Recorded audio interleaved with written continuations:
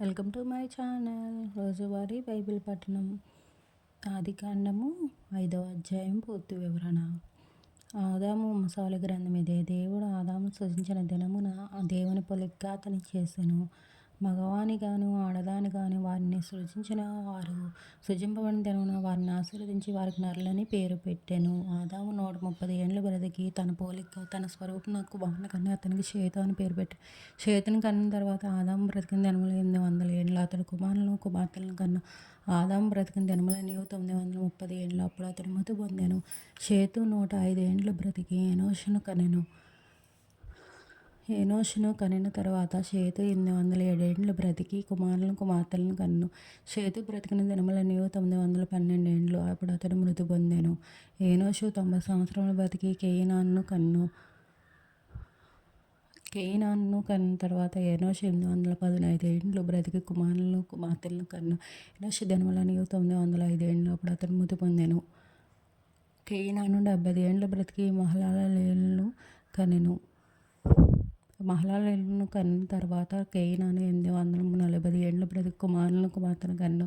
కేయినాను దినములన్నీ 910 ఏండ్లు. అప్పుడు అతడు మృతి పొందెను. మహలలేలు 65 ఏండ్లు బ్రతికి ఏరోదును కన్న తర్వాత మహలలేలు 830 ఏండ్లు బ్రతికి కుమారులను కుమార్తెలను కన్ను. మహలలేలు దినములన్నీ 895 ఏండ్లు. అప్పుడు అతడు మృతి పొందెను. ఏరోదు 162 ఏండ్లు బ్రతికి హానోకును కనెను. హానోకును కనిన తర్వాత ఏరోదు 800 ఏండ్లు బ్రతికి కుమారులను కుమార్తెలను కన్ను. ఏరోదు దినములన్నీ 962 ఏండ్లు. అప్పుడు అతడు మృతి పొందెను. హానోకు 65 ఏండ్లు బ్రతికి మెతూషెలను కన్ను. హానోకు మెతూషెలను కన్న తర్వాత 300 ఏండ్లు దేవునితో నడుచుచు కుమారులను కుమార్తెలను కన్ను. హానోకు దినములన్నీ 365 ఏండ్లు. హానోకు దేవునితో నడిచిన తర్వాత దేవుడు అతని గనుక అతడు లేకపోయాను. మెతూషెల 185 ఏండ్లు బ్రతికి లెమెకును కన్ను. మెతూషెల లెమెకును కన్న తర్వాత 782 ఏండ్లు బ్రతికి కుమారులను కుమార్తెలను కన్ను. మెతూషెల దినములన్నీ 969 ఏండ్లు. అప్పుడు అతడు మృతి పొందెను.